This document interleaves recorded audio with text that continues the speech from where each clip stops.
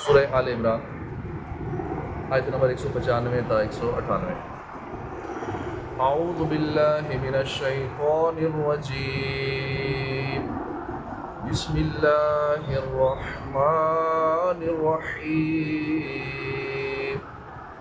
فاستجاب لهم ربهم انی لا اضیع عمل عامل منکم من ذکر او انثى بعضکم من بعض، فالذین هاجروا وأخرجوا من دیارهم وأوذوا في سبیلی وقاتلوا وقتلوا لأكفرن عنهم سیئاتهم ولأدخلنهم جنات تجری من تحتها الأنہار ثوابا من عند اللہ واللہ عنده حسن الثواب۔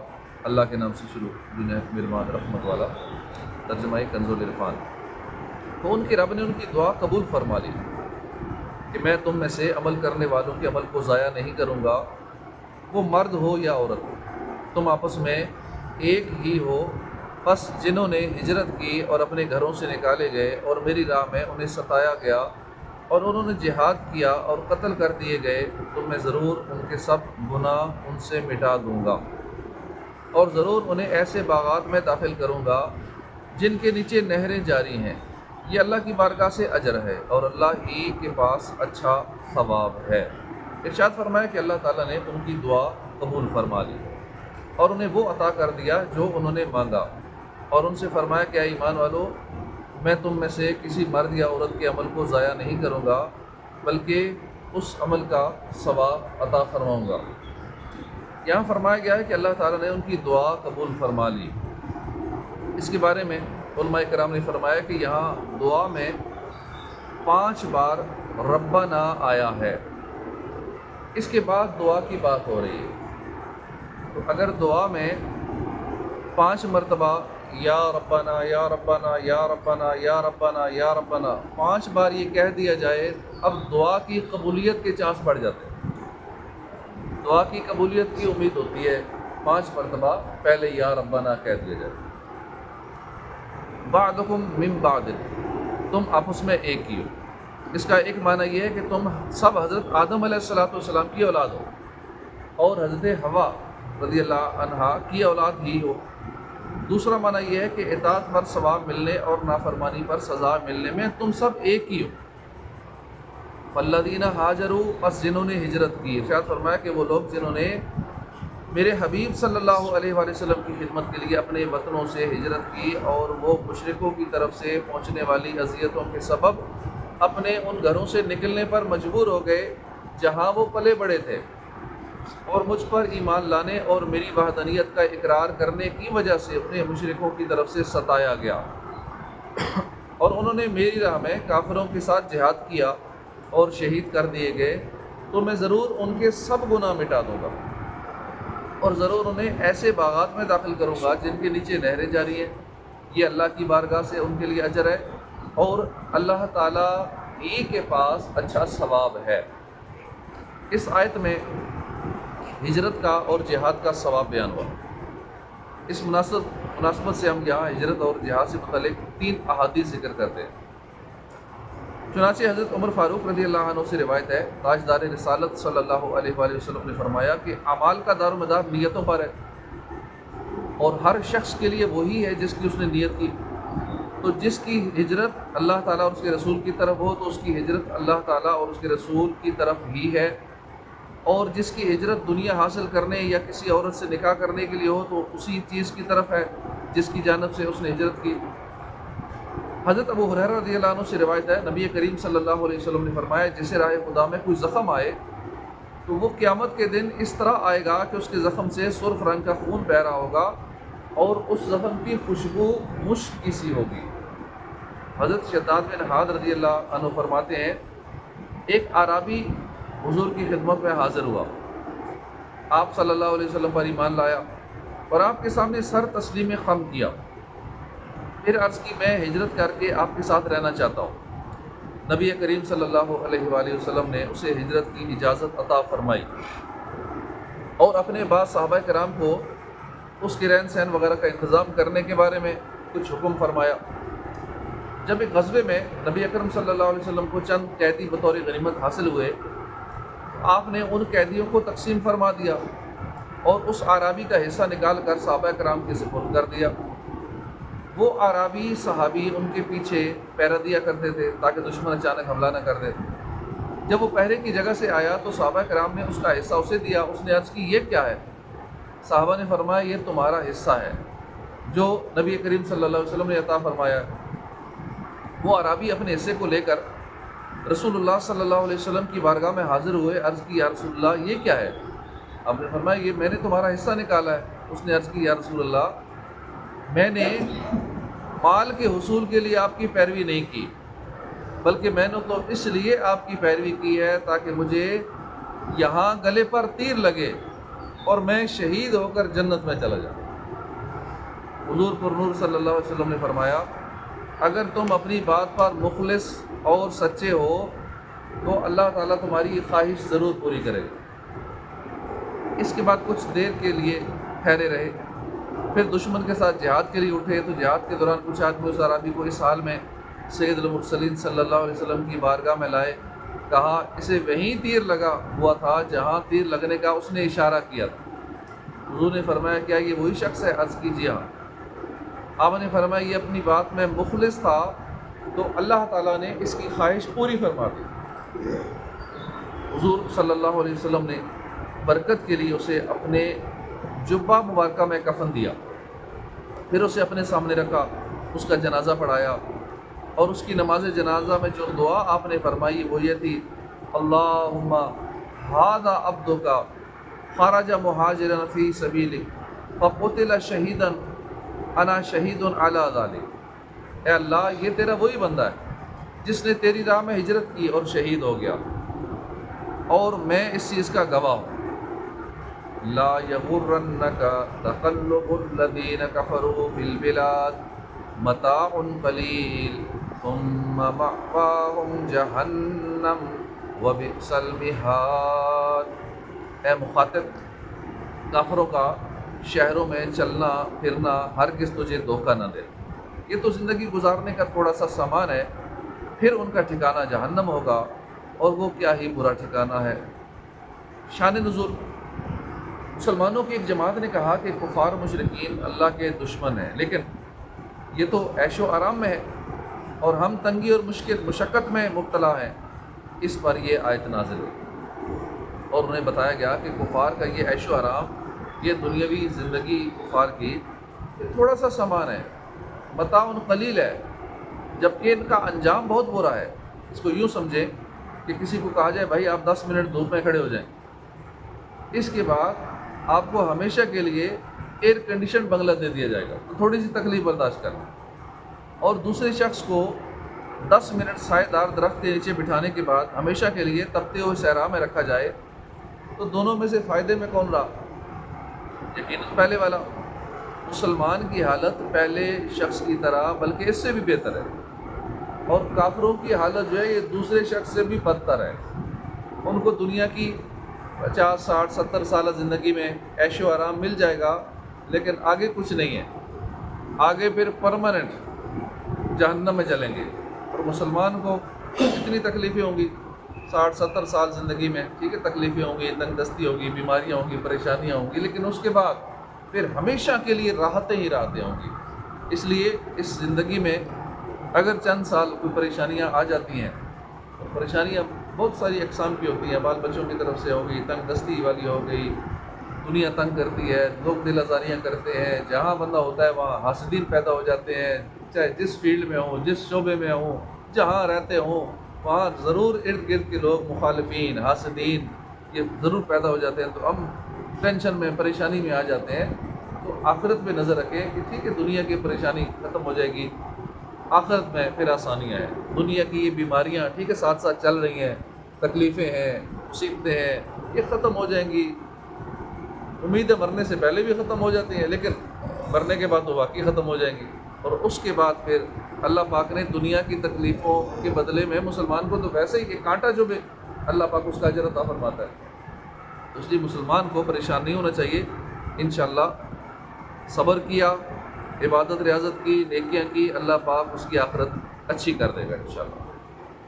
لیکن الذین اتقوا ربهم لهم جنات تجری من تحتها الانہار خالدین فیہا نزلا من عند اللہ وما عند اللہ خیر للابرار۔ لیکن وہ لوگ جو اپنے رب سے ڈرتے ہیں ان کے لیے دو جنتیں، جو اپنے رب سے ڈرتے ہیں ان کے لیے دو جنتیں، ایسی جنتیں ہیں کہ جن کے نیچے نہریں بہیں اور پھر ہمیشہ اس میں رہیں، اللہ کی طرف کی مہمانی، اور جو اللہ کے پاس ہے وہ نیکوں کے لیے سب سے بھلا ہے، نیکوں کے لیے سب سے بہترین ہے۔ لہم جنات، ان کے لیے جنتیں ہیں۔ کافروں کی دنیاوی عارضی اور فانی راحت و آرام کے ذکر کے بعد اب مسلمانوں کے لیے جو آخرت میں اس کا ذکر ہو رہا ہے کہ مسلمانوں کے آخرت کے دائمی ابدی راحت و آرام، یعنی اب جنت کا بیان ہو رہا ہے۔ صحیح بخاری اور صحیح مسلم کی حدیث میں ہے کہ حضرت عمر رضی اللہ عنہ نبی کریم صلی اللہ علیہ وسلم کے در رحمت میں حاضر ہوئے۔ انہوں نے دیکھا کہ سلطان کونین صلی اللہ علیہ وآلہ وسلم ایک بوریے میں آرام فرما رہے ہیں۔ سر اقدس کے نیچے چمڑے کا تکیہ ہے جس میں ناریل کے ریشے بھرے ہوئے ہیں تکیے میں، اور جسم مبارک پر اس بوریے کے نشانات نقش ہیں۔ یہ حال دیکھ کر سیدنا فاروق اعظم رضی اللہ عنہ رو پڑے۔ سرور کائنات صلی اللہ علیہ وسلم نے رونے کا سبب پوچھا، عرض کیا یا رسول اللہ، کیسر و کسرا جو اس وقت بادشاہ ہیں ان ملکوں کے، وہ عیش کریں، عیش و آرام میں ہوں، اور آپ کائنات کے سردار، آپ اللہ کے رسول ہو کر اس حالت میں؟ نبی رحمت صلی اللہ علیہ وسلم نے فرمایا، اے عمر، کیا تمہیں پسند نہیں کہ ان کے لیے دنیا ہو ہمارے لیے آخرت ہو؟ حضرت جابر بن عبداللہ فرماتے ہیں ایک دن سرکار علی وقار صلی اللہ علیہ وسلم حضرت فاطمہ کے گھر تشریف لے گئے۔ آپ رضی اللہ عنہ اونٹوں کے بالوں سے بنا ہوا موٹا لباس پہنے چکی پیس رہی، آٹا پیس رہی۔ جب نبیوں کے سلطان صلی اللہ علیہ وسلم کی ان پر نظر پڑی تو آنکھوں سے اشک رواں ہو گئے، آنسو جاری ہو گئے۔ رحمت عالم صلی اللہ علیہ وسلم نے فرمایا، دنیا کی تنگی اور سختی کا گھونٹ پی لو تاکہ جنت کی ابدی نعمتیں نصیب ہو جائیں۔ حضرت ثابت رضی اللہ عنہ فرماتے ہیں، حضرت عمر فاروق رضی اللہ عنہ نے ایک مرتبہ پانی طلب فرمایا تو آپ کو شہد کا پیالہ پیش کیا گیا۔ آپ نے اس پیالے کو اپنے ہاتھ پر رکھ کر فرمایا، اگر میں اسے پی لوں تو اس کی مٹھاس چلی جائے گی، تھوڑی دیر کے لیے مزہ ہوگا، شہد والا پانی پیئیں گے مزہ آئے گا، لیکن پھر یہ مٹھاس چلی جائے گی، لیکن اس کا حساب میرے سر پہ باقی رہے گا، کیونکہ بروز قیامت تو ایک ایک نعمت کا حساب ہوگا۔ یہ پانی پیا تھا، گرمی میں ٹھنڈا پانی پیا تھا، تجھے اپنی مرضی کا پانی پیا تھا، تجھے یہ مرضی کا کھانا ملا تھا، تجھے یہ سایہ ملا تھا، ایک ایک چیز کا حساب ہوگا۔ تجھے یہ آرام ملا تھا، تجھے اپنے بچوں کو دیکھ کے مزہ آیا تھا، خوشی ہوئی تھی، راحت ملی تھی تیری آنکھوں کو اپنے بچوں کے، ایک ایک نعمت کا حساب ہونا ہے، اور حساب ہو حلال پہ ہونا ہے۔ فرمایا اس کی مٹھاس چلی جائے گی لیکن اس کا حساب میرے ذمہ رہے گا۔ آپ نے 3 مرتبہ یہ بات ارشاد فرمائی اور پھر وہ پیالہ ایک شخص کو دے دیا، کہا تم ہی شہد پی لو۔ وہ نہیں پیا، آخرت کے حساب کے ڈر سے شہد والا پانی نہیں پیا۔ حضرت ابن ابی ملیکہ رضی اللہ عنہ فرماتے ہیں کہ حضرت عمر فاروق رضی اللہ عنہ کے سامنے کھانا رکھا ہوا تھا۔ اس دوران ایک غلام نے آ کر عرض کی کہ حضرت عتبہ بن ابی فرقد رضی اللہ عنہ دروازے پر کھڑے ہیں، آپ ان کو اندر آنے کی اجازت دے دیں۔ جب حضرت عتبہ رضی اللہ عنہ آئے تو حضرت عمر فاروق نے اس کھانے میں سے کچھ انہیں دیا۔ حضرت عتبہ نے ایسا کھانا، جو وہ کھانا انہوں نے پیش دیا تھا ان کو، کھایا جب اس کھانے کو تو وہ اتنا بد مزہ تھا، یعنی ٹیسٹی نہیں تھا کہ وہ کھا نہیں سکے اس کھانے کو، ایسا بد مزہ تھا، نگل نہ سکے۔ آپ نے عرض کی اے امیر المومنین، کیا آپ کو حوارمی نامی کھانے میں رغبت ہے تاکہ آپ کی بارگاہ میں وہ کھانا پیش کیا جائے، یعنی جو بھی اس دور کی اچھی ڈش ہوتی ہوگی وہ آپ کو پیش کیا جائے اگر آپ کو پسند ہو۔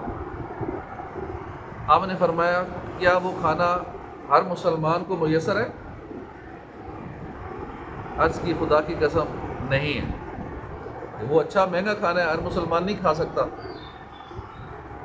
حضرت عمر فاروق رضی اللہ عنہ نے فرمایا کہ اتبا تم پر افسوس ہے، کیا تم یہ چاہتے ہو کہ میں دنیاوی زندگی میں مزیدار کھانا کھاؤں اور آسودگی کے ساتھ زندگی گزاروں؟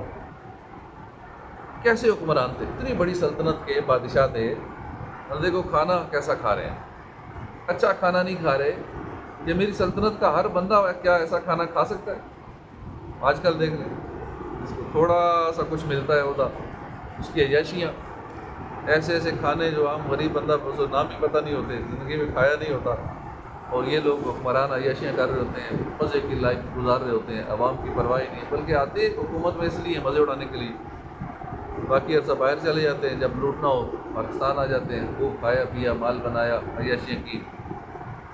تو یہ تھے اصل حکمران جو اس طرح کی زندگی گزارتے تھے۔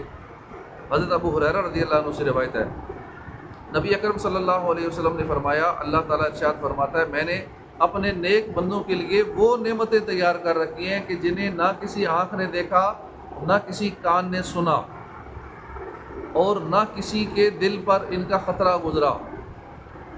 یعنی جنت کی نعمتیں ایسی ہیں کہ بندہ سوچ بھی نہیں سکتا، جو کچھ بتایا جاتا ہے یہ ہمیں سمجھانے کے لیے تاکہ کچھ سمجھ آ جائے، ورنہ یہ اس سے بھی بڑھ کے ہیں جنت کی نعمتیں۔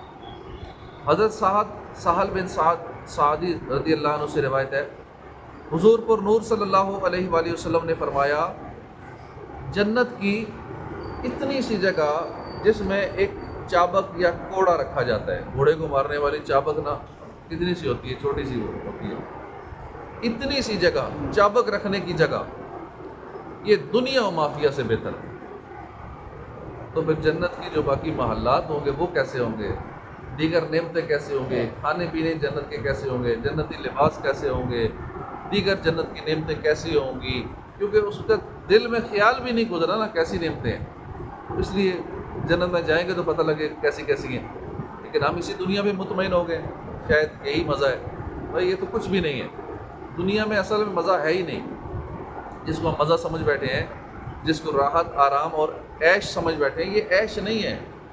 ہم نے تکلیف کے دور ہونے کو عیش سمجھ لیا، ہمیں پیاس لگی پانی مل گیا تو سمجھ لیں کہ مزہ آ گیا، عیاشی ہو گئی، یا کھانے اچھے اچھے مل گئے، وہ کھانے تو بھوک لگی تھی، بھوک مٹانے کے لیے وہ طلب تھی، بھوک مٹ گئی، اور جب بھوک مٹی ہوئی ہو اب جتنا مرضی اچھا کھانا سامنے آ جائے بندہ کھا ہی نہیں سکتا۔